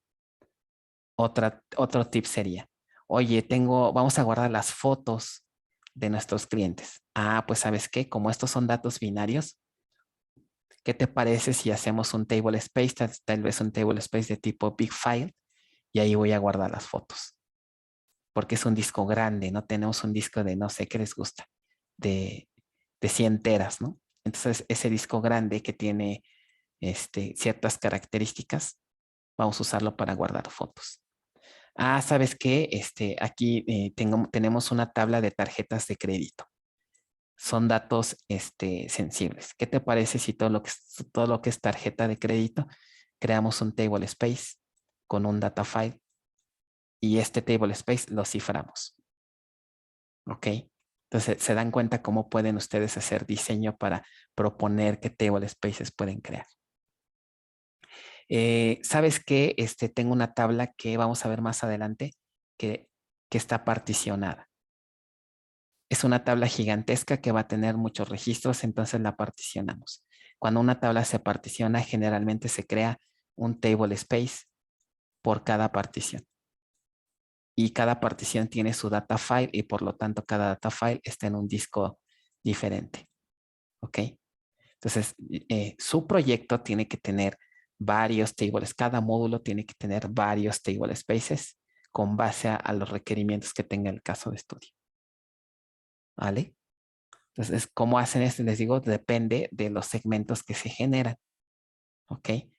Pueden agrupar los índices, pueden agrupar los tipos de datos binarios. ¿Ok? A lo mejor tienen una tabla de histórico. ¿Sabes qué? Esta tabla es histórica y estamos proyectando que esta tabla va a tener un crecimiento gigantesco. Las tablas grandes o tablas que tienen un crecimiento importante o que son consultadas con mucha frecuencia, pueden agruparlas y ponerlas en un table space separado. ¿Ok? Tablas que a lo mejor son pequeñas, que a lo mejor no se usan tanto, que son más catálogos, bueno, sabes que a lo mejor vamos a ponerlas en un table space pequeñito. A lo mejor hasta este table space es read-only porque a lo mejor casi no se van a mover estos datos. O a lo mejor no lo dejan como read-only, pero sí tienen en cuenta que son tablas que casi no se van a mover. Entonces deciden agruparlas en otro table space. ¿Ok? También no vayan a exagerar, ¿no? Que dice, ay, pues me generé 15 table space. No, no, no. unos cuantos table space. Acuérdense que los mínimos necesarios. Aquí estoy exagerando tal vez los ejemplos un poco, pero es para que se den una idea de cómo pueden diseñarlos. ¿Vale? Entonces, a esto se refiere esta parte de que vimos aquí, el uso de múltiples table spaces. ¿Vale? Bueno, ya se nos acabó la clase. A nivel general, estas serían las consideraciones de diseño. Aparte que les recomiendo lean, ¿no? Investiguen un poco de table spaces, cómo se hace la distribución de los datos, cuáles son los tips que recomiendan. Hay documentación al respecto en diseño de aplicaciones basada en table spaces, ¿no? Bueno, entonces vamos a dejarle hasta aquí. Hasta aquí sería la cuestión de diseño. Ya lo que sigue, la siguiente clase, ya es más técnico, ya es más de sintaxis, de ya cómo se crea un table space, cómo se pone online, cómo se pone offline, pero eso es meramente sintaxis, ¿no? Lo más importante es esta cuestión de diseño. ¿Ok? Bueno, entonces, pues ya saben, ¿no? A lo que vamos con el proyecto final. Esta es la parte ya donde estamos empezando a poner en práctica todos los conceptos que ya hemos aprendido hasta ahorita. ¿Ok? Entonces, dudas, comentarios. Lástima que ya pasaron el periodo de bajas, ¿verdad? Sí, cómo nos medí de baja, ¿verdad? Ah, no es cierto. Terrible, dice aquí, terrible. Ni modo, hay que echarle ganas. Pero bueno, estas materias, no digo, no es porque yo esté dando, ¿verdad? Pero en verdad, son materias que les van a ayudar mucho allá afuera y se van a acordar de mí cuando lo vean allá afuera. ¿Ok? Y lo peor es que a veces no las aprovechan como debe ser. Aprovechen lo que a veces se les da en la facultad, porque a veces terminamos pasando las asignaturas y lo que me interesa es pasar, no aprender. No hagan eso. ¿Ok? No se vayan por el camino de quiero pasar, no me importa si aprendí o no. Ese no es el chiste, porque ¿de qué sirve que estén ya afuera con su titulito si realmente no lo representan? ¿No? Y eso sí es terrible. Qué mejor que salir bien preparados lo más que se pueda. A lo mejor me tardo un poquito. Les platico rápidamente. Yo me tardé más de los 10 semestres en salir, obviamente. Los últimos semestres, como hacía otras cosas, pues me la llevaba mucho más relajado. Metía a lo más 4 materias, no más de 4. ¿No? Y siempre les digo, ¿qué prefieren? ¿Ingenieros de carrera o ingenieros a la carrera? ¿No? Ya ustedes deciden. Bueno, nos vemos la siguiente semana. ¿Vale? Si hay dudas, tengo tiempo libre, podemos quedarnos si hay dudas, los que ya tengan que retirarse, nos vemos la siguiente semana. Y y pues échenle ganas, ¿no?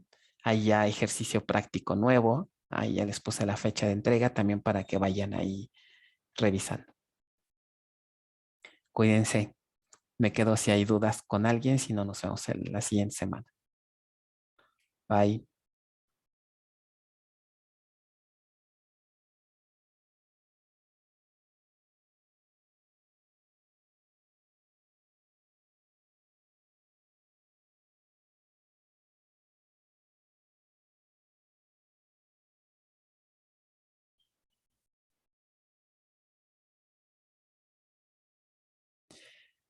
Dice aquí en el chat, no sé si llegó mi correo para solicitar. Sí, sí lo tengo. Sí me lo enviaste la semana pasada. Ya lo voy a contestar. Esta vez en algunos ajustes, a más tardar pues en esta misma semana ya tienes tu caso asignado, ¿vale?